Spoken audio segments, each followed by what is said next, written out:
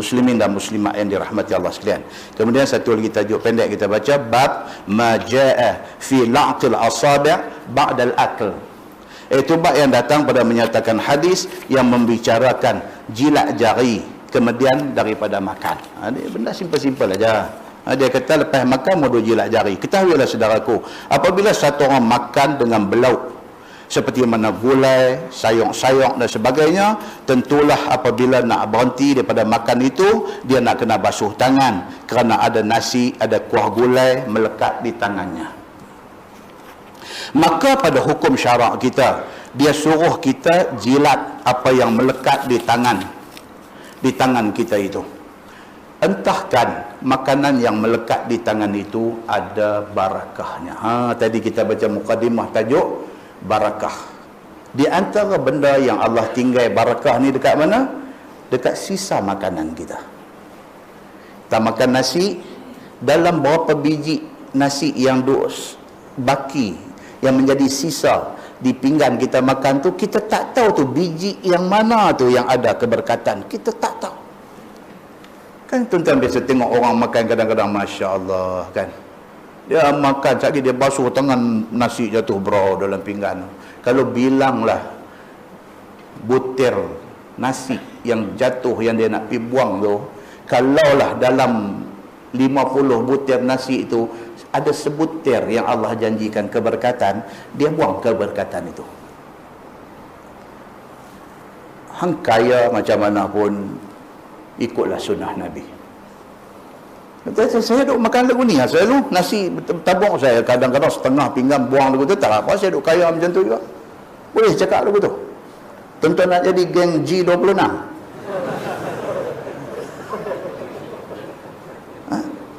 Apa dia cakap macam tu? Muslimin dan muslimat yang dirahmati Allah sekalian. Dia nak ulah apa tak? Saya tak ulah banyak. Nah, abang kata apa? Ikut agama, itulah yang paling baik. Jangan ingat hang mengaji tinggi, jangan ingat hang pencen pangkat tinggi, jangan ingat hang pencen pun duk ada 15-20 ribu sebulan, jangan ingat itu semua boleh menyebabkan hang bebas daripada perintah Allah dan Rasul. Jangan. Pasal apa? Pasal kesudahan kita last sekali. Kita wa imma masuk syurga Allah, wa imma neraka. Dua tempat ya. Muslimin dan muslimat yang dirahmati Allah sekalian. Bermula dalil yang menunjukkan atas suruh jilat jari lepas makan itu adalah hadis At-Tirmizi. Kata dia, an Abi Hurairah radhiyallahu anhu qala Rasulullah sallallahu alaihi wasallam, "Idza akala ahadukum falyal'aq asabi'ah fa innahu la yadri fi ayyatihim al-barakah." Diriwayatkan daripada satu sahabat Nabi sallallahu alaihi wasallam yang masyhur dengan nama Abi Hurairah radhiyallahu an. Kata dia, sabda Nabi sallallahu alaihi wasallam, apabila sudah makan seseorang daripada kamu, maka jilatlah jarinya. Jangan rasa lekeh bila kita nak buat sunnah Nabi. Jangan. Tak mau ada dalam diri kita, walau sikit, tak mau ada dalam hati kita ni lekehkan sunnah Nabi. Tak mau. Hang boleh buat, hang mampu buat, atau hang tak mau buat, atau hang tak mampu buat, itu bab lain. Tapi jangan memperlekehkan benda yang disunnahkan oleh Nabi sallallahu alaihi wasallam. Jangan. Saya nanti cerita panjang lagi tuan-tuan. Nanti cerita lagi. Jilat jari ini sunnah Nabi, tapi dia ada masa dia. Dia ada masa dia. Masa dia apa dia? Bila selesai makan. Kita makan satu talam misalnya 4 orang, kita selesai 3 lagi pun semua dah selesai, dah licin, dah elok dah, jilat jari, basuh. Jangan tengah duk makan baru 2-3 kali suap kecap tu jilat. Jangan. Itu pengotok nama dia. Sunnah tapi nak kena praktikkan, kena pada tempat dia. Okey?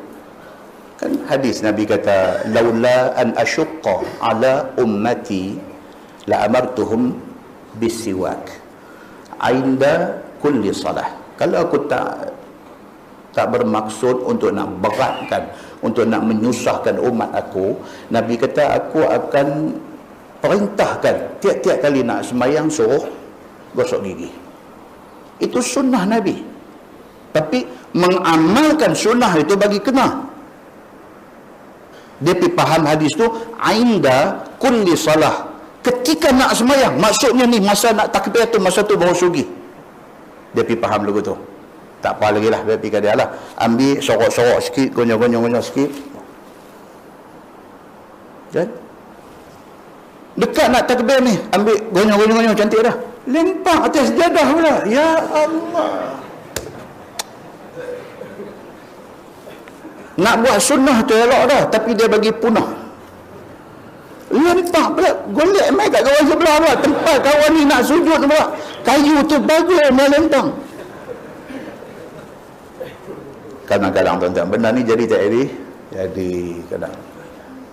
Sama dengan kes jilat jari ni. Dia kata, apabila sudah makan seseorang daripada kamu, maka jilatlah jarinya. Kamu bahawasanya tiada diketahui pada barang mana ada barakahnya. Kita tak tahu tu dalam butir beras mana tu yang Allah janjikan keberkatan. Maka berkat itu menjadikan dirinya afiah. Dia kata, bila kita dapat berkat itu, sihat kita. Dia antara tanda keberkatan. Allah bagi sihat. Alhamdulillah. Ataupun dia kata menguatkan atas taat dan sebagainya. Tanda berkat Allah bagi kat kita ni apa dah? Kita kuat beribadah kepada Allah. Kuat beribadah. Baik. Jaga-jaga, dia kata. Bukan saya kata, kitab kata. Kan? Jim alif ga boh nombor 2. Maksudnya apa? Jaga-jaga. Jaga-jaga ni maksudnya apa? Jangan lena. Tengok, elok-elok. Jaga-jaga. Jangan jilat tangan itu di waktu tengah makan. Ni hak kata tak dia main lah. Baik, saya ulang lagi sekali. Dia kata jaga-jaga. Jangan jilat tangan itu ketika tengah makan. Maka yang demikian itu ditegah oleh syarak pula. Dia kata, kerana membencikan orang yang makan sama dengan kita. Kawan yang makan sama dengan kita. Kita baru suap dua mulut, jilat. Tarik pula, tepuk bunyi. Kawan hadut makan sebelah ni dah tengok dah dia ni. Dia sebut dia tu, dia ni. Kita bagi tu, jadi tak elok lah. Sekali lagi suap, 2-3 mulut lagi, tarik lagi sekali jari. Tepuk bunyi, tarik lagi, tepuk bunyi lagu tu. Bunyi macam buka todong lemenet. Dia kata apa?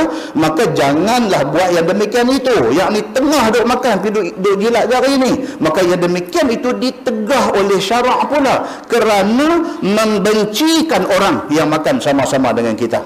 Dan jadi mencampurkan ayak liok dengan apa-apa makanan yang ada di karut ni. Ini macam ni karut lah.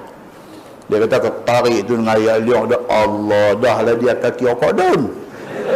Dia duduk buat cepat-cepat lagu tu. Kita pakai bangkit basuh tangan pria dia ni kata, mak terus lain kali aku tak makan dah dengan dia ni. Itu pengotor. Dia niat nak mengamalkan sunnah, tapi dia buat cara tak kena. Nampak? So dia bagi tahu di sini, dia kata dan itu menyebabkan bercampur ayak liok kamu dengan apa makanan yang ada di depan kamu. Cepat. Tu dia pergi cekak ayak asam pula ambil pun. Mana talam tu bagi kat dia seorang. Baik, dia kata At-Tirmizi dan pada bab ini ada riwayat daripada Jabir dan daripada Ka'ab bin Malik dan daripada Anas, dan bermula hadis ini hadis yang gharib. Dia kata masalah menjilat jari kemudian daripada makan, kata Imam Nawawi rahimahullahu ta'ala dalam syarah Muslim, setengah daripada segala sunnah makan itu ialah menjilat jari selepas makan. Dia ulang lagi sekali. Bila masa nak jilat jari sebelum basuh ni? Bila? Selepas makan. Kerana memelihara atas barakah makanan itu. Dan juga kerana nak membersihkan baginya daripada makanan itu. Dan kata Az-Zubaydi di dalam syarah Ihya, dan ini satu adab yang sangat baik. Dia kata, ini satu benda baik dan satu sunnah yang elok untuk diamalkan. Kerana memberitahu tidak buruk pada makan. Buruk pada makan ni macam mana tuan-tuan? Makan 2 mulut pergi buang nasi. Itu buruk. Kita tak mensyukuri nikmat Allah bagi kat kita. Tadi saya sebelum main tadi ada sahabat teks masuk dalam grup WhatsApp group. Dan geng College Islam saya dulu. Tabuh dalam tu, mereka kata anak salah seorang daripada kawan kami lah. Dulu hak duk mengaji di College Islam ni, budak Terengganu. Dia meninggal 2014. Ni sahabat kami ni meninggal. Isteri ada lagi. Anak 6 orang kot. Hak besar sekali, umur 23. Second, dia ada di USM, perempuan. Third, dia buat form 6, perempuan. Yang keempat, kelima, sekolah rendah ke apakah. Okey. Minggu lepas, mak pula mati. Nanti tengok Tuhan dia nak bagi satu-satu ujian kat kita kadang-kadang. Ya Allah, tu yang duk minta tu, ya Allah janganlah uji kami ni dengan yang kita tak tertanggung.